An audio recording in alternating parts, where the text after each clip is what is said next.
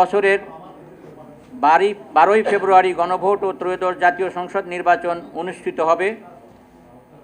এ নির্বাচন সুষ্ঠুভাবে সম্পন্নে বিসিএস কর্মকর্তা সহ সরকারের বিভিন্ন বিভাগের কর্মকর্তা কর্মচারীদের গুরুত্বপূর্ণ ভূমিকা রয়েছে। বিগত 3টি ব্যর্থ ও জালিয়াতির নির্বাচনের প্রেক্ষাপটে আসন্ন নির্বাচন জাতির জন্য অনেক গুরুত্বপূর্ণ। জাতীয় সংসদ নির্বাচন সুষ্ঠু নিরপেক্ষভাবে আয়োজনের উপর গণতন্ত্রের উত্তরণ ও স্থিতিশীল রাজনৈতিক পরিবেশ নির্ভর করছে।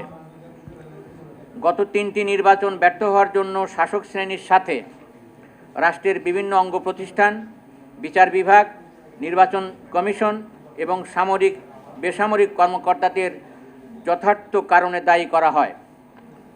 প্রিয় বন্ধুগণ, আগামী নির্বাচন সুষ্ঠু ও নিরপেক্ষ করতে হলে সরকারের বিভিন্ন বিভাগের কর্মকর্তাদের আবশ্যিকভাবে নিরপেক্ষ ভূমিকা গ্রহণ করতে হবে।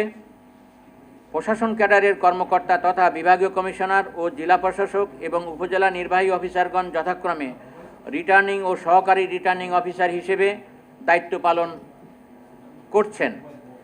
নির্বাচনী তফসিল ঘোষণা হওয়ার সাথে সাথে রিটার্নিং ও সহকারী রিটার্নিং অফিসারগণের কাজ শুরু হয়েছে। আমরা মনে করি 2026 সালের নির্বাচন প্রশাসনের জন্য একটি গুরুত্বপূর্ণ পরীক্ষা, একই সাথে সুযোগও বটে। পরীক্ষা এজন্য যে এ নির্বাচনকে জাতীয় স্বার্থে সুষ্ঠু নিরপেক্ষ করতেই হবে, এর কোনো বিকল্প নেই।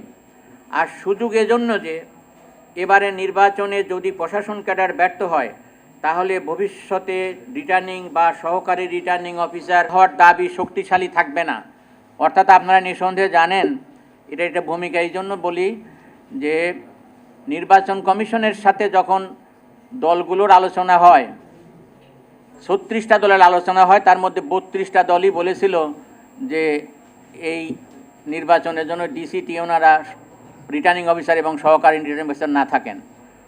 এরপরেও আরেকটা কথা বলতে হয় যে আপনারা নিঃসন্দেহে দেখেছেন যে নির্বাচনী সংস্কার যে কমিশন হয়েছিল সেই কমিশনের প্রতিবেদনেও এই ডিসি এবং টিওনোদেরকে রিটার্নিং অফিসার এবং সহকারী রিটার্নিং অফিসার না করার সুপারিশ করা হয়েছিল।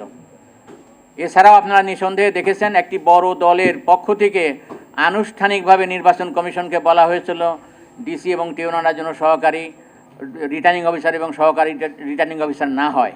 তাহলে আমি এই জন্য বলছি যে এটা সুযোগ এই জন্য যে ডিসি এবং ইউনোদের প্রমাণ করার সুযোগ এটা যে না, তারা নিরপেক্ষভাবে নির্বাচন করতে পারে। আমরা তাদের জ্যেষ্ঠ কর্মকর্তা হিসেবে আমরা তাদের সমব্যথী এবং আমরা চাই যে তারা সফল হোক, এটা আমরা কায় মনোবাক্যে কামনা করি।